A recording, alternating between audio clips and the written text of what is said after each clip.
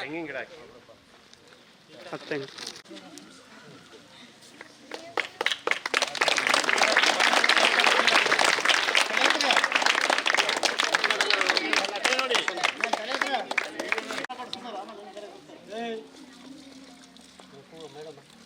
ಪರಿಸರವನ್ನು ಉಳಿಸೋಣ, ಪರಿಸರವನ್ನು ಬೆಳೆಸೋಣ, ಪರಿಸರವನ್ನು ಉಳಿಸೋಣ, ಪರಿಸರವನ್ನು ಬೆಳೆಸೋಣ.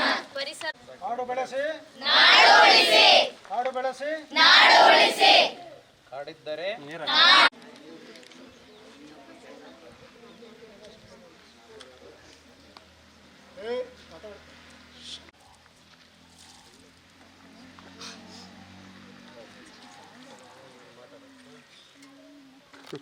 ಪರಿಸರವನ್ನು ಉಳಿಸುವುದು ನಮ್ಮ ಆದ್ಯ ಕರ್ತವ್ಯ.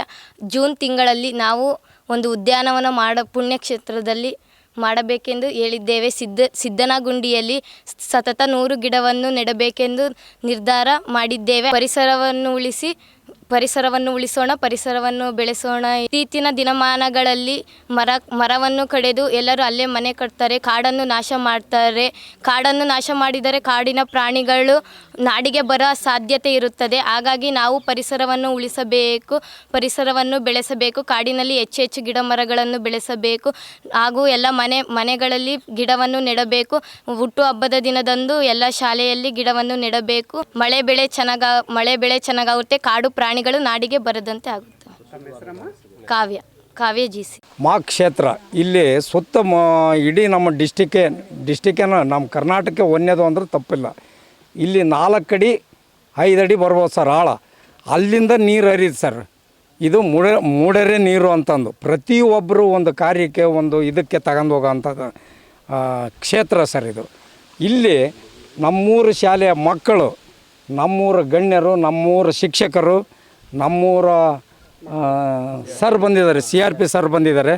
ಅವರು ಸೇರಿ ಎಲ್ಲರೂ ಒಂದು 150-200 ಗಿಡ ಹಾಕೋಕ್ಕೆ ಒಂದು ಸಹಕರಿಸಿ ಅವನ್ನ ಬೆಳೆಸ್ತೀವಿ ಅಂತಂದು ಉತ್ಕೃಷ್ಟವಾಗಿ ನಿಂತ್ಕೊಂಡು ಬೆಳೆಸ್ತಾ ಇದ್ದಾರೆ ಸರ್.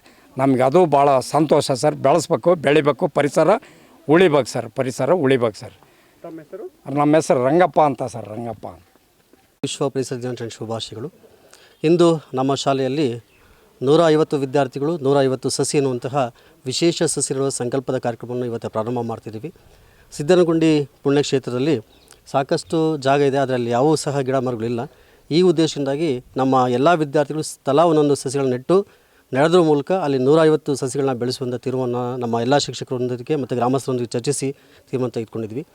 ಇತ್ತೀಚಿನ ದಿನಗಳು ನೋಡ್ಬೋದು, ನಾವು ಮಾನವನ ವಿಕಾಸ ಆದಂತೆಲ್ಲ, ವೈಜ್ಞಾನಿಕತೆ ಮುಂದುವರೆದಂತೆಲ್ಲ ಇವತ್ತು ನಾವು ಕಾಡುಗಳನ್ನು ನಾಶ ಮಾಡ್ತಿದ್ವಿ, ಮರಗಿಡಗಳನ್ನ ಕಡಿತಿದ್ದೀವಿ. ಆ ಅಭಿವೃದ್ಧಿಯ ನೆಪದಲ್ಲಿ ನಾವು ಅಂದರೆ ಸಿಮೆಂಟ್ ಕಾಂಕ್ರೀಟ್ ರೋಡ್ಗಳು ನೆಪದಲ್ಲಿ ಇರುವಂಥ ಎಲ್ಲ ಸಸ್ಯರಾಶಿಯನ್ನು ನಾಶ ಮಾಡ್ತಿದ್ವಿ. ಇದರ ಪರಿಣಾಮವಾಗಿ ಇವತ್ತೇ ಅತಿವೃಷ್ಟಿ ಅನಾವೃಷ್ಟಿ ಆಗ್ತಿದೆ, ಯಾವ ಬೇಕೋ ಆವಾಗ ಉಷ್ಣಾಂಶ ಜಾಸ್ತಿ ಆಗ್ತಿದೆ.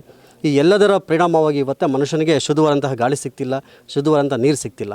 ಆ ಹಿನ್ನೆಲೆಯಲ್ಲಿ ಇಂದಿನ ವಿದ್ಯಾರ್ಥಿಗಳು, ಇಂದಿನ ನಾಯಕರಿರುವಂಥ ಪರಿಕಲ್ಪನೆಯೊಂದಿಗೆ ನಮ್ಮ ಈ ವಿದ್ಯಾರ್ಥಿಗಳಲ್ಲಿ ನಾವು ಪರಿಸರದ ಮೌಲ್ಯವನ್ನು, ಪರಿಸರವನ್ನು ಉಳಿಸುವಂತಹ, ಬೆಳೆಸುವಂತಹ ಮನೋಭಾವನೆಯನ್ನು ಮೂಡಿಸೋದ್ರ ಮೂಲಕ ಈ ಮಕ್ಕಳು ಮುಂದಿನ ದಿನಮಾನಗಳಲ್ಲಿ ಒಳ್ಳೆಯ ಸತ್ಪ್ರಜೆಗಳಾಗಿ ನಮಗೆಲ್ಲರಿಗೂ ಮುಂದಿನ ಪೀಳಿಗೆಗೆ ನಾವು ಮರಗಳನ್ನು ಸಹ ನಾವು ಈಗಾಗಲೇ ಪ್ರಾಣಿಗಳನ್ನ ತೋರಿಸ್ತೀವಿ ಚಿತ್ರದಲ್ಲಿ, ಇದು ಹುಲಿ, ಇದು ಸಿಂಹ ಅಂತೇಳಿ.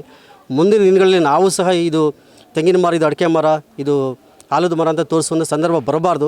ಮುಂದಿನ ಪೀಳಿಗೆಗೂ ಸಹ ಶುದ್ಧವಾದ ಗಾಳಿ ಸಿಗಬೇಕು ಅಂದರೆ ನಾವು ಇಂತಹ ಗಿಡ ಮರಗಳನ್ನು ನೆಡುವಂತಹ ಒಂದು ವಿಶೇಷ ಸಂಕಲ್ಪವನ್ನು ಮಾಡ್ತಿದ್ದೀವಿ. ಹಾಗಾಗಿ ಎಲ್ಲ ಗ್ರಾಮಸ್ಥರು ಸಹಕಾರವನ್ನು ಕೊಟ್ಟಿದ್ದಾರೆ. ಅದರಲ್ಲಿ ವಿಶೇಷವಾಗಿ ನಮ್ಮ ಗ್ರಾಮ ಪಂಚಾಯಿತಿಯ ಸದಸ್ಯರಂತಹ ಮಾರುತಿಯವರು ಮತ್ತು ಇಲ್ಲಿರುವಂಥ ಎಲ್ಲ ಶಿಕ್ಷಕರು ಮತ್ತು ಎಲ್ಲ ಗ್ರಾಮಸ್ಥರು ನಮಗೆ ಸಾಕಷ್ಟು ಸಪೋರ್ಟ್ ಕೊಟ್ಟಿದ್ದಾರೆ. ಈ ಹಿನ್ನೆಲೆಯಲ್ಲಿ ಇಲ್ಲಿರುವಂಥ ಸಿದ್ದನಗುಂಡಿ ಪುಣ್ಯಕ್ಷೇತ್ರ ಸಿದ್ಧರ ಪುಣ್ಯಕ್ಷೇತ್ರ. ಆ ಪುಣ್ಯಕ್ಷೇತ್ರವನ್ನು ಅಭಿವೃದ್ಧಿ ಮಾಡುವ ನೆಪದಲ್ಲಿ ನಾವು ಸುತ್ತ 150 ಸಸಿಗಳು ನಡ್ತಾ ಇದ್ದೀವಿ. ಇಂಥ ಒಂದು ಕಾರ್ಯಕ್ರಮಕ್ಕೆ ಅನುವು ಮಾಡಿಕೊಟ್ಟಂಥ ಎಲ್ಲ ಗ್ರಾಮಸ್ಥರಿಗೆ ಧನ್ಯವಾದಗಳು. ಡಾಕ್ಟರ್ ಮಹೇಶ್ ಅಂದರೆ ವಿಜ್ಞಾನ ಶಿಕ್ಷಕರು ಮತ್ತು ಮುಖ್ಯ ಶಿಕ್ಷಕರು.